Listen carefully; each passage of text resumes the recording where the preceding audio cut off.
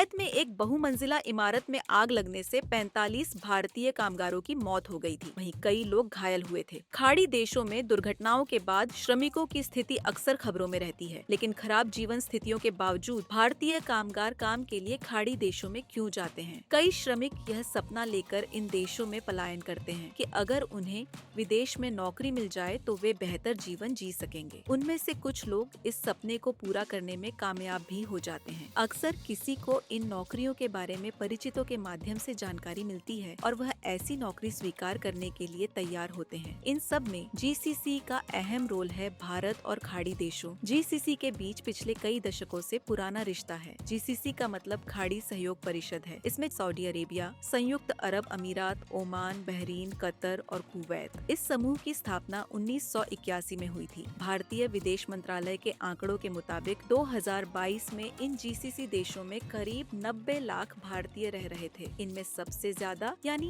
35 लाख से ज्यादा भारतीय संयुक्त अरब अमीरात में रहते हैं। वहीं सऊदी अरेबिया में करीब 25 लाख भारतीय रहते हैं, जबकि कुवैत में 9 लाख से ज्यादा, कतर में 8 लाख से ज्यादा, ओमान में 6.5 लाख से ज्यादा, जबकि बहरीन में 3 लाख से ज्यादा भारतीय रहते हैं। भारत ही नहीं बल्कि दक्षिण एशियाई देशों के ढेरों लोग जीसीसी समूह के देशों में रहते हैं। संयुक्त राष्ट्र के आंकड़ों के मुताबिक इन 6 जीसीसी देशों में करीब 1 करोड़ 70 लाख से ज्यादा दक्षिण एशियाई नागरिक रह रहे हैं। भारत के अलावा यहाँ पाकिस्तान, बांग्लादेश, श्रीलंका और नेपाल के नागरिक भी काम की तलाश में जाते हैं। कुवैत में हुए अग्निकांड में बड़ी संख्या में केरल के मजदूरों की जान चली गई, क्योंकि जीसीसी देशों में प्रवास करने वाले भारतीयों में केरल और गोवा के लोग सबसे ज्यादा हैं। प्रवासी श्रमिकों के लिए संयुक्त अरब अमीरात स्थित जॉब पोर्टल हंटर ने एक सर्वेक्षण किया। इसके अनुसार केरल में बड़ी संख्या में लोग ब्लू कॉलर जॉब के लिए जा रहे हैं। ब्लू कॉलर नौकरी उसे कहते हैं जिसमें शारीरिक श्रम की जरूरत होती है। उदाहरण के लिए, अगर कोई व्यक्ति फैक्ट्री या कंस्ट्रक्शन साइट पर शारीरिक श्रम वाली नौकरी कर रहा है तो वह ब्लू कॉलर जॉब कहलाती है। लेकिन पिछले कुछ सालों में केरल से नौकरी के लिए खाड़ी जाने वाले लोगों की संख्या कम हो गई है और उत्तर प्रदेश और बिहार से श्रमिकों की संख्या बढ़ गई है। जीसीसी देशों में उपलब्ध इनमें से अधिकांश नौकरियां ब्लू कॉलर शारीरिक श्रम वाली हैं। यहाँ नौकरी के लिए कोई निश्चित योग्यता या कोई निश्चित कोर्स करना जरूरी नहीं है। निर्माण, स्वास्थ्य, विनिर्माण, परिवहन, हॉस्पिटैलिटी और सेवा क्षेत्रों में नौकरियों के लिए लोग खाड़ी देशों का रुख करते हैं। जीसीसी देशों की नागरिकता प्राप्त करने के लिए लंबे समय तक वहाँ रहना होता है। यह अवधि 20 से 25 वर्ष है। जो लोग काम के लिए वहाँ जाते हैं वे विशिष्ट कार्य वीजा पर जाते हैं। अक्सर इन प्रवासी मजदूरों की भर्ती जीसीसी देशों में प्रचलित कफाला प्रणाली के अनुसार की जाती है, लेकिन कई वर्षों से इस बात पर आपत्ति उठती रही है कि इस कफाला प्रणाली के कारण प्रवासी मजदूरों का शोषण हो रहा है। इस प्रणाली के तहत गिरमिटिया मजदूरों के पासपोर्ट और अन्य महत्वपूर्ण दस्तावेज अक्सर नियोक्ता के कब्जे में रहते हैं। ये कामगार न तो भारत लौट सकते हैं और न ही अपनी इच्छा से नौकरी बदल सकते हैं। इन श्रमिकों को कम वेतन पर घंटे दर घंटे काम पर रखा जाता है। उनके रहने की व्यवस्था भी अक्सर अच्छी नहीं होती। यह कफाला प्रणाली Bahrain, Kuwait, Oman, Qatar, Saudi Arabia और संयुक्त अरब अमीरात जैसे जीसीसी देशों में प्रचलित है। इसके अलावा यह जॉर्डन और लेबनान में भी प्रचलित है। अब सवाल है,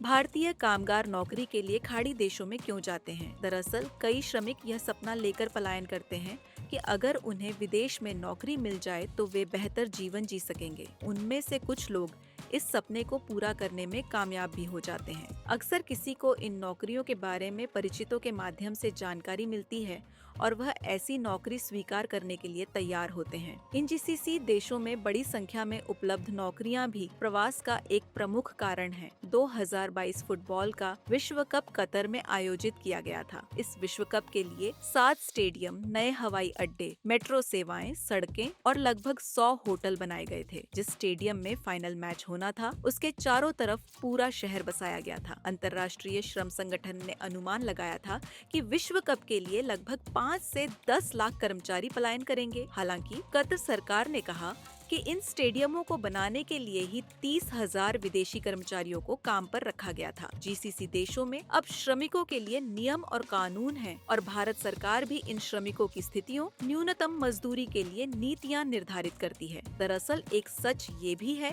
कि खाड़ी देशों की मुद्राएं भारतीय रुपए की तुलना में बेहद मजबूत हैं। इसका फायदा कामगारों को होता है।